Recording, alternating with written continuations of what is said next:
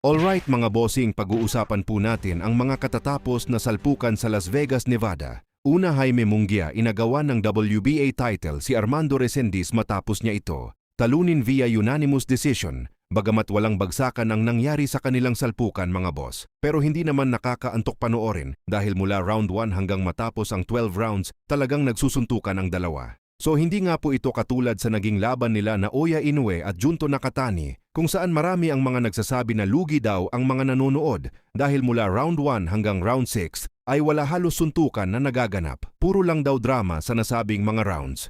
Kaya siguro nahuling nakatulog si Terence Crawford sa round 7 na nagsimulang kumamada si Nakatani. Kaya makikita natin mga boss sa comment section na tila marami ang nadismaya kay Inoue at Nakatani. Samantala si Jaime Munguia na nga po ngayon ang bagong WBA Super Middleweight World Champion. May bagong kartada na 46 wins, 35 KOs, may 2 talo, habang nalasap naman ni Resendiz ang kanyang pangatlong talo. Samantala sa salpukang main event sa Cruiserweight, mga boss, Zurdo Ramirez, tinapos ito ni David Benavidez sa loob ng round 6 via knockout. Unang bagsak ni Ramirez sa round 4 at muling bumagsak sa round 6. So grabe nga po ang pinakita dito ni Benavidez mula light heavyweight. Inakyat niya si Ramirez sa cruiserweight para lang bugbugin. Dahil dyan isang ganap na 3-division world champion na ngayon si David Benavidez.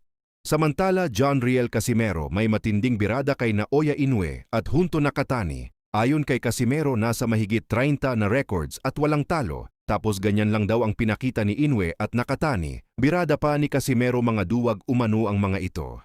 Bukod dyan, sinabi rin ni Casimero na, "Hay nako Inoue, hindi mo talaga ako mapapalakpak sa'yo, may mga nakapansin." Kasi sa laban nila Inoue at Nakatani, mga boss na nagngingitian ang dalawa, parang hindi daw seryoso sa round 1 hanggang round 6. So anong inyong masasabi sa laban nila Inoue at Nakatani mga boss?